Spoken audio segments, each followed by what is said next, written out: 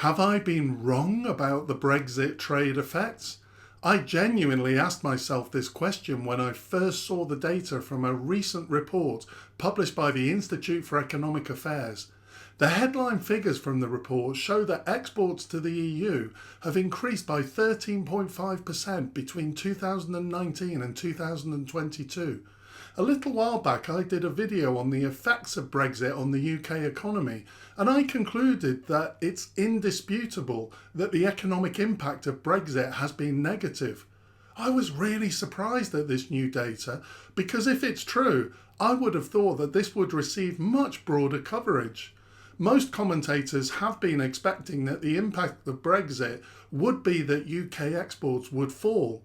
So I started to dig into the data a little bit and I found another table further down the report. It turns out that the headline data the IEA report quotes is not a meaningful figure at all, and that in fact UK exports to the EU have fallen by 7.2% in this period. Yet the IEA's press release highlighted the misleading figures, and this resulted in the pro-Brexit press running the story with those figures. Commenting on this, even the Secretary of State for Business and Trade, Kemi Badenoch, pointed out that our goods exports are back to pre-Brexit and pre-COVID levels. She referred to the excellent IEA paper. So what's going on here? The paper complains that a false narrative that Brexit has harmed UK trade is entrenched in the British public psyche, but claims that the trade data doesn't show this. Let's get to the bottom of this. The way the data in the paper has been publicised and reported is extremely misleading. However, there are some legitimate questions that this data does raise, so it is important to take a look at these. So these are the headline figures from the IEA report, the figures highlighted in the press release, and thus the figures relied on by the press. They point out that comparing 2019 and 2022, UK exports to the EU and to the rest of the world both grew by around 14%. The report rightly points out that if Brexit were a major disruptor of UK trade, we could expect to see a divergence between UK trade with the EU and UK's trade with non-EU destinations. And at face value, this appears to suggest that UK exports to the EU are more or less in line with the general trend in UK exports. That is, these figures do make it look as if Brexit has not had an impact on UK trade. However, it didn't take me long to see how this is presenting a very distorted picture. First, these statistics are based on the value of trade, and this is affected by inflation. Because we've had very high inflation, the value of exports have gone up. It doesn't mean that the UK is actually exporting more. It just means that it's exporting at higher prices. No serious analysis would headline the growth in exports without stripping out the effect of inflation. Also, imports and exports of precious metals can have a big effect on the trade statistics, so analysts usually look at trade flows excluding precious metals. The report does provide the more meaningful data in the third table lower down the report. Here it can be seen that exports both to EU and non-EU markets have fallen and have not returned to pre-COVID levels. However, we can see that exports to the EU have actually fallen less than UK exports to the rest of the world. So perhaps there is something in the point that the continued poor export performance is a consequence of factors other than Brexit. If we look at the data visually, we can see the longer term trends. I've used an index with 2016 equal to 100 so that we can see how the trends in EU and non-EU exports compare.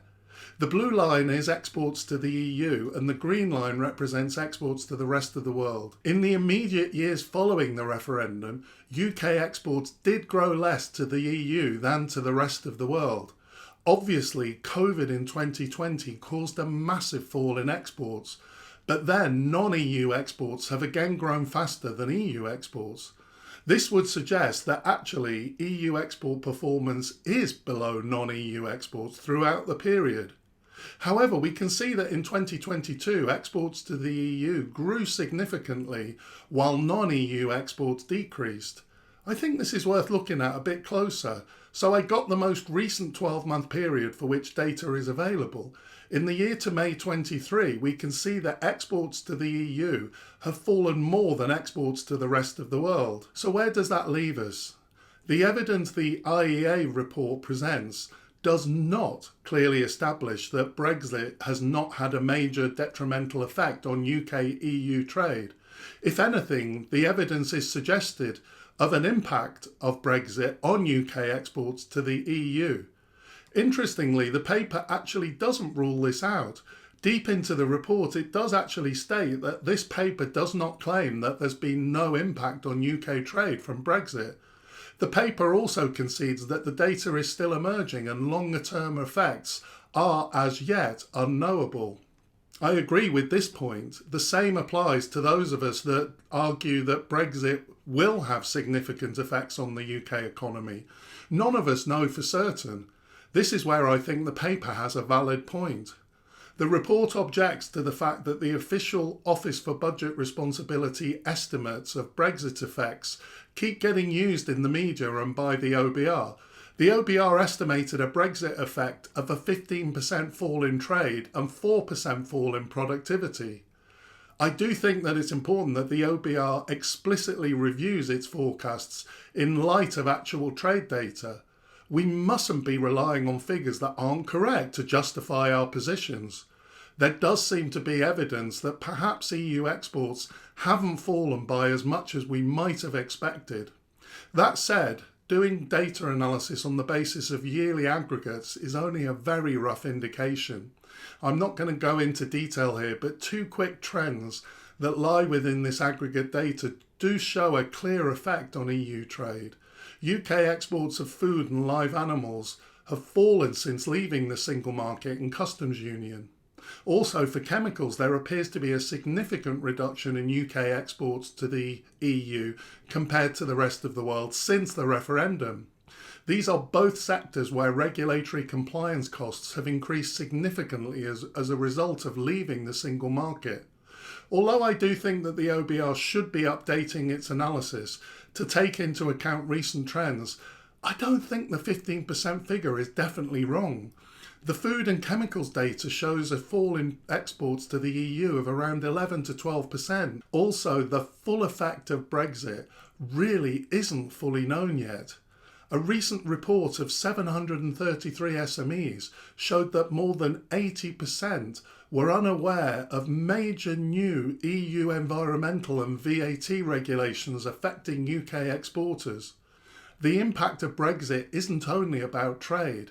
There's no doubt that inflation is worse as a result of Brexit, not least because of the devaluation of the currency making imports more expensive, and the fact that customs and regulatory compliance declarations have increased the cost of EU-UK trade. There's also some anecdotal evidence that investment may have been affected by Brexit. So the 4% fall in productivity may not be a bad estimate, even if it turns out that the effect on trade is a little lower than we expected. But I absolutely agree with the report that the OBR should confirm that this is still appropriate in light of the most recent data. A final point of despondency about the nature of the Brexit debate. It's absurd that the right-wing press is presenting data that's so misleading. This is exactly what the IEA is complaining about in terms of the anti-Brexit press. I think it's fascinating that the FT or any of the other serious newspapers didn't pick this report up. I do think the report raises some interesting issues, but the extravagance of some of the claims in the IEA press release resulted in very misleading press coverage in the pro-Brexit press. This really ruins the credibility of the IEA's analysis. The IEA complains when people say that it's more of a lobby group than a think tank. I don't think they've helped themselves with this report. If the IEA's objective was to give the pro-Brexit public misleading data through the Telegraph, Mail and Express, then it's job done. If it wanted to provide rigorous evidence to influence the debate with the anti-Brexit public, it's a complete fail. I hope you found this information useful. If you did, please consider liking and subscribing. Thanks for watching and see you next time.